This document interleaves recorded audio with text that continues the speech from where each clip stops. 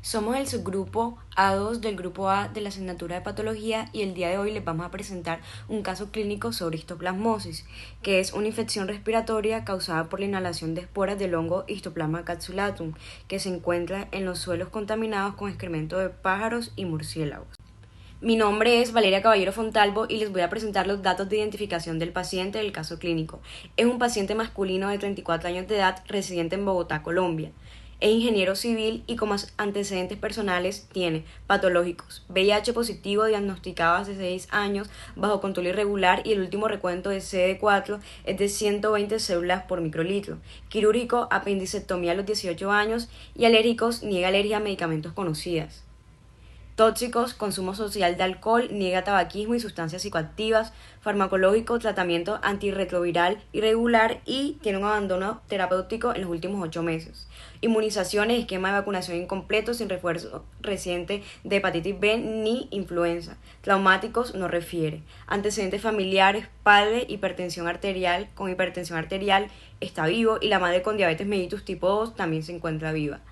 Hermanos son sanos, sin antecedentes relevantes y no hay historia familiar de inmunodeficiencias, cáncer hematológico ni enfermedades infecciosas recurrentes.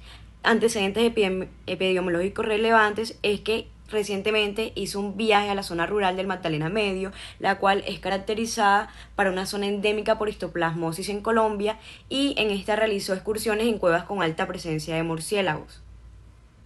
Epidemiología. El agente causal es Histoplasma capsulatum y la distribución geográfica es principalmente endémica en América Latina, en países como Colombia, Brasil, Venezuela y México, y también es presente en Estados Unidos debido al Valle del Río y Mississippi. Los factores de riesgo: el principal es inmunosupresión, puede ser por VIH-Sida, trasplantes, corticoterapia y anti-TNF, y la exposición ocupacional o recreativa a ambientes contaminados. La incidencia o prevalencia. En zonas endémicas, hasta el 50-80% de la población adulta tiene pruebas serológicas positivas. En pacientes con VIH avanzado es una de las micosis oportunistas más frecuentes, particularmente en Colombia y Brasil. Aquí tenemos una imagen de la distribución geográfica de la histoplasmosis en Sudamérica, según un estudio del año 2012. Podemos ver cómo es endémica en ciertas zonas de Colombia, como lo es el Magdalena Medio y el Pacífico. La distribución geográfica y epidemiología en Colombia. En una encuesta nacional realizada entre 1992 y 2008 en 20 departamentos del país con 434 casos de histoplasmosis, 70,5% de los pacientes adultos tenían SIDA, un 7% presentaban otra inmunosupresión. En este mismo estudio los pacientes eran mayoritariamente hombres, que era el 77%, con edad promedio de 38,4 años, y el 96,1% eran adultos y el 3,9% menores de 15 años. En un estudio de corte en Medellín, de los 709 pacientes con VIH, 44 resultaron con histoplasmosis, lo que representa un 6,2% de prevalencia en este grupo. Aquí tenemos una imagen que arrojó esta investigación, en la que corresponde a una distribución geográfica de 434 casos de histoplasmosis en Colombia reportados entre 1992 y 2008, en donde se ve que en Antioquia hay 257 casos, en Valle del Cauca 68, en Cundinamarca, incluido Bogotá, 53, en norte de Santander 13, Caldas 11, Meta 7, Santander 6 y otros departamentos 19 casos. El mayor número de casos se concentra en Antioquia, lo que puede deberse a la presencia de un centro de referencia nacional y a la alta endemia en la región. El Valle del Cauca y Cundinamarca también muestran alta frecuencia, reflejando tanto endemicidad como capacidad diagnóstica. Y en departamentos como Meta, Santander y norte de Santander, aunque menos frecuentes, también se documentan casos, lo que evidencia circulación amplia de Histoplasma capsulatum. Bueno, tenemos que en la etiología de la histoplasmosis, el agente causal es un hongo dimórfico llamado Histoplasma capsulatum. Este vive en la temperatura ambiente de 20 a 25 grados centígrados. Este crece como moho, produce microconidias y macroconidias, pero en el organismo lo vamos a encontrar a 37 grados centígrados, se va a desarrollar y se va a transformar en levadura intracelular. Su hábitat natural lo encontramos en los suelos húmedos ricos en heces de aves y murciélagos, en cuevas, en gallineros o en lugares con acumulación de guano. La infección ocurre principalmente por la inhalación de las microconillas que al llegar a los alvéolos pulmonares se van a transformar en levaduras.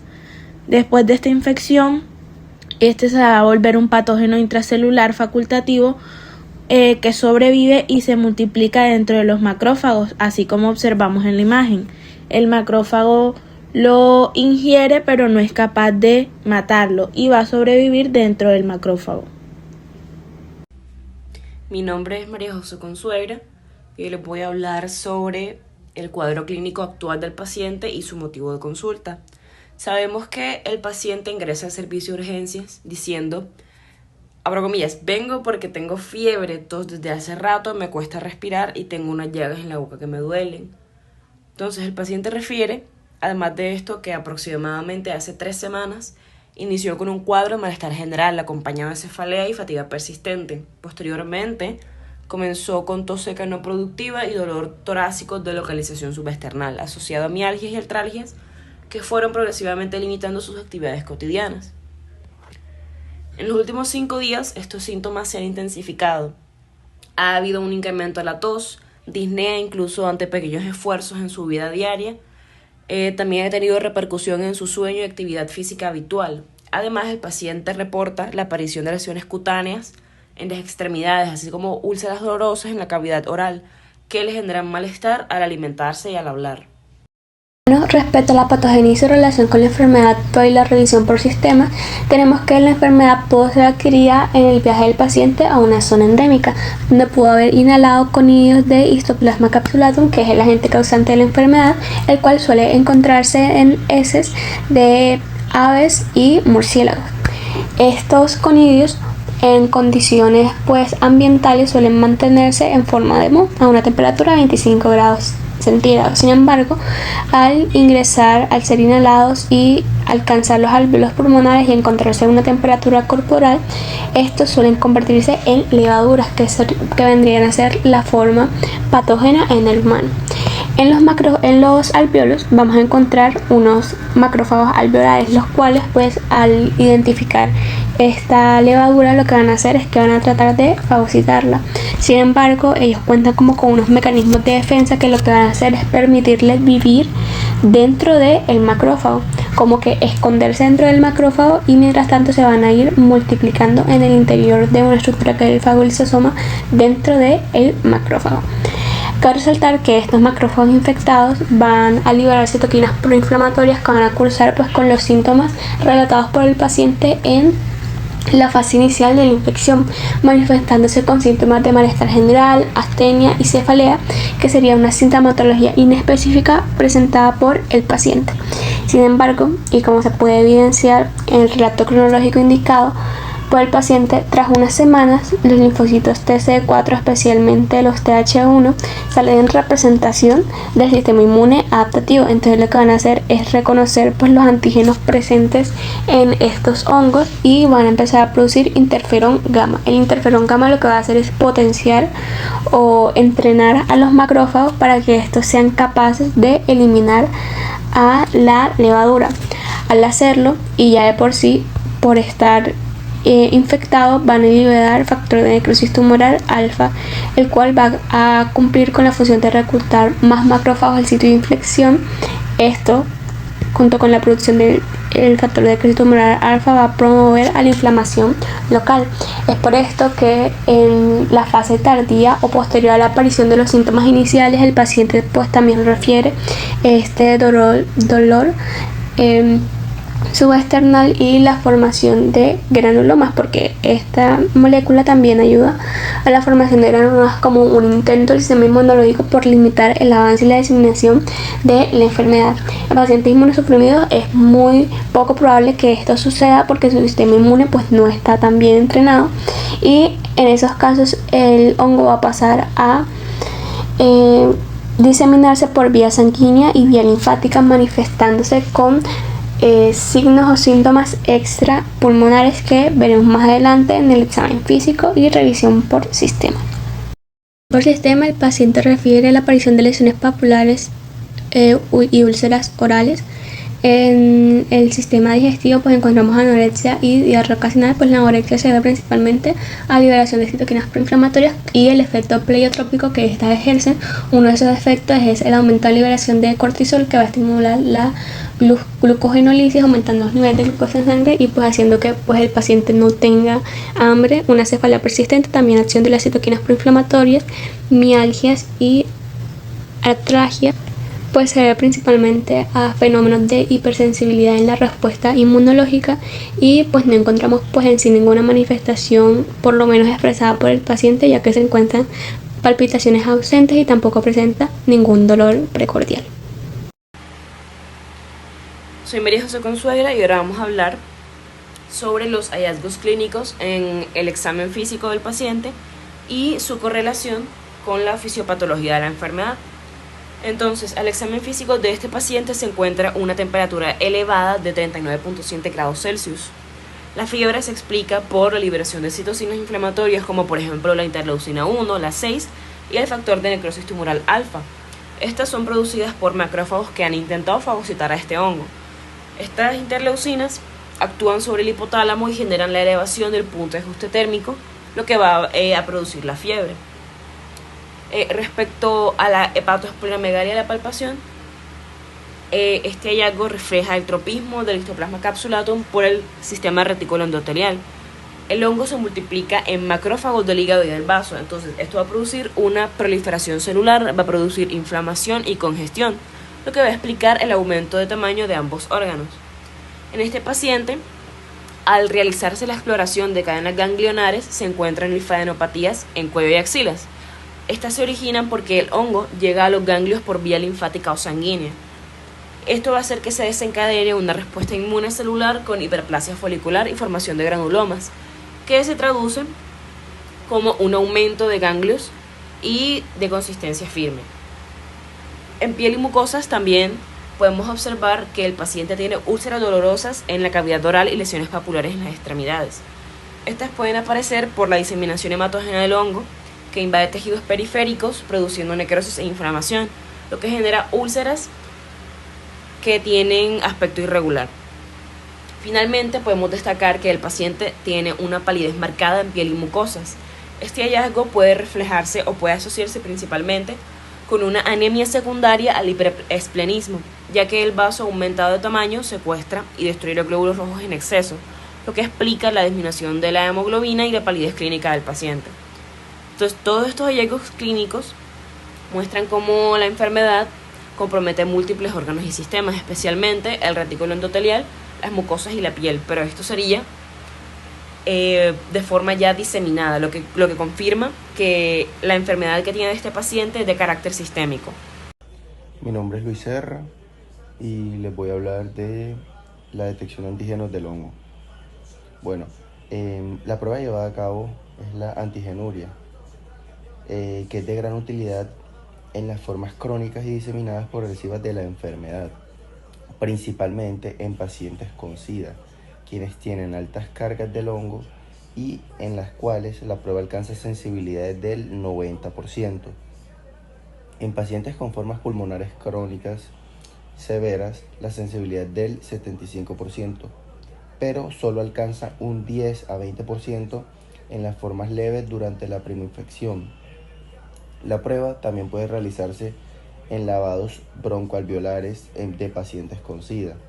El sistema nervioso central, la detección del antígeno es menos sensible que la de los anticuerpos. La medición de antígenos también puede ser usada para controlar la evolución del tratamiento y que los niveles disminuyen con la terapia y persisten elevados cuando se presentan fallas en el tratamiento. Incrementos mayores a 4 unidades indican una recaída de la enfermedad. Mi nombre es Oriana Cohen y yo les voy a hablar de la detección de anticuerpos en suero y líquido cefalorraquídeo. Las pruebas serológicas se vuelven reactivas luego de 6 semanas posinfección, lo cual disminuye su utilidad en las formas agudas. Un aumento de 4 veces en la fijación de complemento es indicativo de histoplasmosis activa, pero títulos bajos pueden encontrarse hasta en un tercio de los pacientes con esta infección activa. La inmunodifusión identifica las bandas de precipitación a los antígenos H y M de Histoplasma capsulatum. La banda M está presente en el 75% de los pacientes con histoplasmosis aguda, pero menos del 20% presentan la banda H. Un aumento considerable en los títulos debe hacer sospecha de una recaída. La medición de anticuerpos tiene un papel especial en el diagnóstico del compromiso meningio, ya que su presencia en el líquido cefalorraquídeo permite hacer el diagnóstico. Los rayos X del tórax suelen mostrar infiltrados alveolares por neumonitis en uno o más lóbulos, adenopatías mediastinales e iliares en formas leves de histoplasmosis pulmonar aguda e infiltrados reticulonodulares difusos en las formas severas. La histoplasmosis pulmonar crónica produce cavitaciones en los lóbulos superiores del pulmón y fibrosis progresiva en los lóbulos inferiores. En la histoplasmosis diseminada, la radiografía de tórax muestra infiltrado biliar que puede evolucionar hasta compromiso difuso, que es característico del síndrome de dificultad respiratoria aguda. Bueno, mi nombre es Ricardo Dagger y vamos a hablar ahora del diagnóstico. La histoplasmosis se diagnostica inicialmente a partir de la clínica. En su forma aguda, los síntomas pueden parecerse a una neumonía, con fiebre, tos y malestar general. En la forma crónica, el cuadro recuerda a la tuberculosis, con tos persistente, pérdida de peso y cavitaciones pulmonares. Cuando la infección se disemina, puede afectar hígado, vaso, médula ósea o incluso el sistema nervioso central. En el laboratorio podemos usar el cultivo, que es definitivo pero más lento, y la histopatología, que permite ver las levaduras pequeñas dentro de los macrófagos. Para un diagnóstico más rápido se utilizan pruebas inmunológicas y moleculares. La detección de antígeno en orina y suero es muy sensible, sobre todo en casos diseminados. Las pruebas serológicas como ELISA, inmunodifusión y fijación de complemento son útiles en formas subagudas o crónicas. La PCR también, aunque menos disponible, ofrece rapidez y alta sensibilidad para el diagnóstico. Es importante tener en cuenta diagnósticos diferenciales como la tuberculosis, la blastomicosis, coccidioidomicosis y el linfoma. En relación a nuestro caso, el paciente, además de la clínica y los antecedentes de viaje a una zona económica, se le hicieron pruebas específicas para confirmar la sospecha de histoplasmosis. La detección de antígeno de histoplasma capsulatum en orina y suero salió positiva. En el cultivo micológico se logró aislar el hongo. También en el estudio histopatológico se observan las levaduras pequeñas dentro de los macrófagos. Con estos resultados sumados a los síntomas respiratorios, las lesiones en piel y mucosa y la fiebre persistente, se confirma que estamos frente a un caso de histoplasmosis diseminada. Bueno, ahora hablando del caso de nuestro paciente José Moreno, el cual tiene una histoplasmosis diseminada, el tratamiento debe iniciarse con anfotericina B liposomal a dosis de 3 miligramos kilogramos por día por al menos 2 semanas, debido a la gravedad del cuadro clínico y la inmunosupresión. Ahora, si no se dispone de la forma liposomal, puede utilizarse anfotericina B convencional, pero esto requiere una vigilancia más estricta por su nefrotoxicidad. Tras la estabilización clínica se cambia a itraconazol oral, empezando con 200 miligramos cada 8 horas por 3 días, seguido de 200 miligramos cada 12 horas. Este tratamiento se mantiene por mínimo 12 meses y requiere seguimiento de niveles plasmáticos para asegurar que el paciente alcanza concentraciones terapéuticas. Luego damos inicio a la terapia antirretroviral. Es fundamental no iniciarla de inmediato para evitar el síndrome inflamatorio de reconstitución inmune. Se recomienda esperar al menos 2 semanas de antifúngico y comenzar este tratamiento cuando el paciente esté más estable clínicamente. Ahora, el paciente requiere hospitalización, control de la oxigenación, soporte nutricional, manejo sintomático y seguimiento con pruebas como por ejemplo antígeno urinario de histoplasma para poder evaluar la respuesta al tratamiento. Y dado que se trata de un paciente inmunosuprimido, una vez superada la fase aguda puede requerir profilaxis secundaria con itraconazol 200 miligramos por día. hasta que logre una recuperación inmunológica sostenida. Bueno, en esta diapositiva se resume el tratamiento general de la histoplasmosis, la cual va a variar en función de la forma clínica, la severidad del cuadro y el estado inmunológico del paciente. Entonces, en los casos leves o moderados, como una histoplasmosis pulmonar aguda en un paciente inmunocompetente, muchas veces la infección es autolimitada y no siempre requiere antifúngicos. Pero si los síntomas persisten más de 4 semanas o hay una afectación significativa, se indica el tratamiento con itraconazol 200 miligramos al día durante un periodo de 6 a 12 semanas. En pacientes con enfermedad pulmonar crónica, como por ejemplo EPOC, puede presentarse una forma crónica de histoplasmosis pulmonar, la cual va a requerir un tratamiento más prolongado. En este caso se administra itraconazol 200 miligramos 2 veces al día por al menos 12 meses. Cuando la enfermedad es diseminada o afecta a múltiples órganos, especialmente en pacientes con síntomas sistémicos severos, el manejo se hace en dos fases. Primero, una fase de inducción con anfotericina B liposomal entre 3 a 5 miligramos kilogramos por día por 1 a 2 semanas. Y luego una fase de consolidación con itraconazol 200 miligramos 2 o 3 veces al día por al menos 12 meses.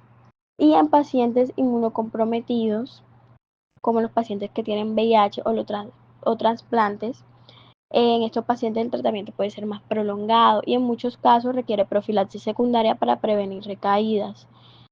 Esto se hace con itraconazol 200 miligramos al día y se mantiene hasta que haya una mejoría inmunológica. Por ejemplo, cuando los CD4 superan los 150 o 200 y se sostiene una carga viral indetectable por varios meses. Durante todo el tratamiento, especialmente en formas diseminadas o graves, se puede hacer seguimiento con antígeno de histoplasma en suero u orina. Esto nos permite evaluar la respuesta al tratamiento y ajustar si es necesario. La prevención de la histoplasmosis se basa principalmente en evitar la exposición al hongo y el uso estratégico de antifúngicos en pacientes inmunosuprimidos, ya que este hongo se encuentra en suelos contaminados con guano de murciélago aves, por lo que se debe evitar actividades de riesgo como entrar a cuevas, gallineros o remover tierras en zonas rurales húmedas. En situaciones inevitables se recomienda usar mascarilla tipo N95, especialmente si el paciente tiene el sistema inmune comprometido. En pacientes con VIH y CD4 menor a 150 que viven o viajan a zonas endémicas, se puede indicar profilaxis con itraconazol, aunque esto se individualiza según el riesgo. Y si ya tuvieron histoplasmosis, puede dejarse como profilaxis secundaria hasta que haya recuperación inmunológica sostenida. Y finalmente, la educación al paciente es clave. Saber qué ambientes evitar, reconocer síntomas tempranos y mantener la adherencia al tratamiento puede prevenir complicaciones graves. Durante el desarrollo de su cuadro clínico, se le hizo un seguimiento al paciente durante y después de la administración de los medicamentos. Y a pesar de la enfermedad de base que es el SIDA, el paciente mejoró su pronóstico respecto a la micosis, siguiendo los protocolos terapéuticos y posteriormente de prevención para mejorar su cuadro. Dentro de las 2 semanas iniciales, mejoró su cuadro clínico y pronóstico gracias al tratamiento con el antifúngico que fue la anfotericina B de amplio espectro por afecciones diseminadas.